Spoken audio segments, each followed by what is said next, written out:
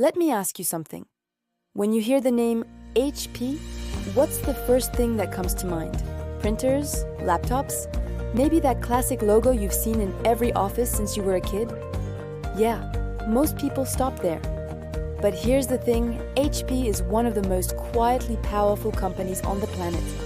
And if you're not paying attention to what they're actually building right now, you're missing one of the most fascinating business stories of the decade. So today, let's fix that. We're going to break down the HP business, where it came from, how it actually makes money, what makes it tick, and why it still matters in 2025 and beyond. Let's get into it. It all starts in a garage, literally. 1939, Palo Alto, California. Two guys, Bill Hewlett and Dave Packard, start a company with $538 in capital and a rented garage that would later become the birthplace of Silicon Valley. Their first product? An audio oscilloscope. Not exactly glamorous.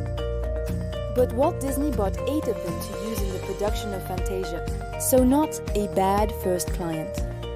From that garage, HP grew into one of the most iconic technology companies in history. They pioneered scientific calculators. They built some of the world's first personal computers. And yes, they made printers that ended up in virtually every home and office on Earth. By the time the 2000s rolled around, HP was a titan. But titans don't always stay on top. By the early 2010s, HP was struggling. Leadership changes, failed acquisitions, and the rise of cloud computing were hitting them hard, and then came a decision that would define their future. In 2015, HP split into 2 separate companies. HP Inc. focused on personal systems and printing. Hewlett-Packard Enterprise focused on servers, cloud, and IT services. 2 different companies, 2 different strategies, 2 different bets on the future. Today we're focusing on HP Inc., the consumer-facing side of that split. And trust me, their story is a lot more interesting than most people realize. Okay, let's talk money. How does HP Inc. actually make its revenue? HP's business breaks down into 2 major segments. Number 1, personal systems. Number 2, printing. Let's start with personal systems. This is your laptops, your desktops, your workstations, and accessories. HP is consistently one of the top 2 PC manufacturers in the world, going neck and neck with Lenovo for the top spot. In fiscal year 2024, personal systems brought in roughly $35 billion in revenue. That's not small. That's a significant chunk of global hardware spending flowing through HP every single year. They serve everyone from students and home users to governments and Fortune 500 companies. And their product lineup is wide. The premium Spectre series for high-end consumers, the EliteBook and ZBook lines for business and creative professionals, and the more affordable Envy and Pavilion ranges for everyday users. Now, here's where it gets really interesting: printing. You might think printing is a dying business, and you'd be half right. Consumer printing is declining. People print less at home than they used to. That's just reality. But HP saw this coming, and their response is one of the smartest pivots in business you've probably never heard about. Instead of selling just printers, they built a subscription model. It's called HP Instant Ink and HP Plus. Here's how it works. You pay a monthly fee anywhere from a few dollars to around $35, and HP automatically monitors your ink levels and ships you new cartridges before you even run out. You never have to think about ink again. This transformed printing from a one-time hardware sale into a recurring revenue stream. And in business, recurring revenue is gold. HP's printing segment still generates around $17 to $18 billion annually, and their subscription model is growing. That's the kind of strategic thinking that keeps a legacy company relevant.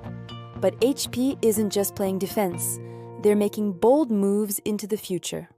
Let's talk about 3D printing, or as HP calls it, multi-jet fusion technology. HP entered the industrial 3D printing market, and they are not messing around. Their 3D printers are being used by manufacturers, aerospace companies, and healthcare providers to create everything from custom prosthetics to car parts. This isn't a gimmick. Industrial 3D printing is expected to be a multi-billion-dollar market, and HP is positioning itself as a serious player, not just a hardware vendor, but a full manufacturing solutions partner. Then there's their push into AI-powered PCs. HP has been one of the fastest movers in the new category of AI PCs machines, with dedicated neural processing units, or NPUs, built directly into the chip. These NPUs allow AI tasks to run locally on your device, rather than sending everything to the cloud. Why does that matter? Speed, privacy, and lower latency. As AI tools become a daily part of work, think AI writing assistants, real-time translation, image generation, meeting summaries. Having a device that can handle those tasks natively is a massive advantage. HP's Omen gaming line has also grown into a real force in the gaming market, one of the fastest growing segments in consumer technology globally. And their Z by HP Creator workstations are deeply embedded in the film, animation, and design industries. So when people say HP is just a printer company, you can smile and politely disagree. Of course, none of this happens in a vacuum. HP is operating in a brutally competitive market. In PCs, they're constantly battling Lenovo, Dell, Apple, and increasingly aggressive Chinese manufacturers. Apple's transition to their own silicon chips has made Macs more attractive than they've been in years, and that puts pressure on the whole PC market.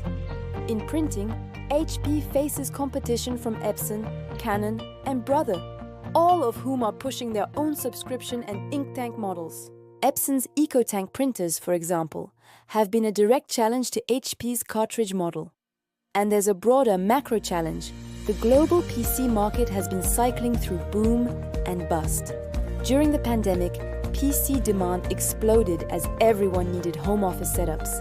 Then came the hangover. Demand dropped sharply as people stopped replacing devices so frequently.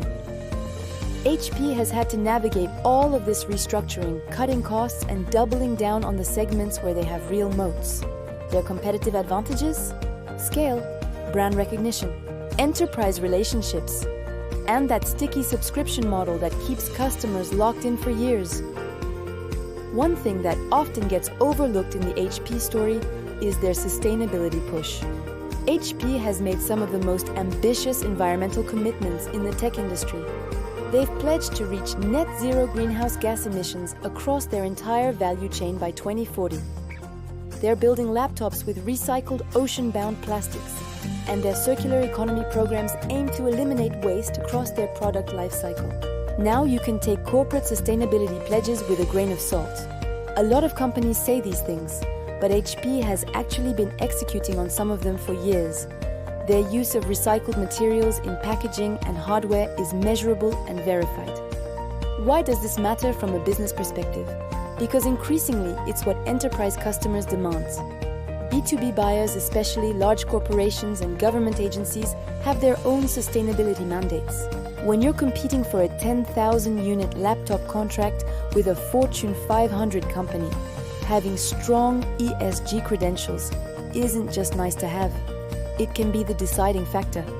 HP is building sustainability into their competitive moat, and that's a genuinely smart, long-term play.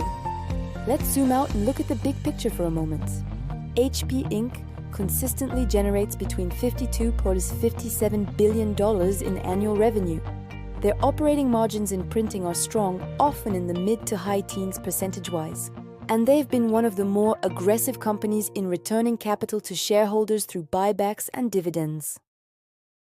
They've bought back enormous amounts of their own stock over the years, which, when done strategically, signals that management believes the stock is undervalued and they're confident in the business's cash-generating ability.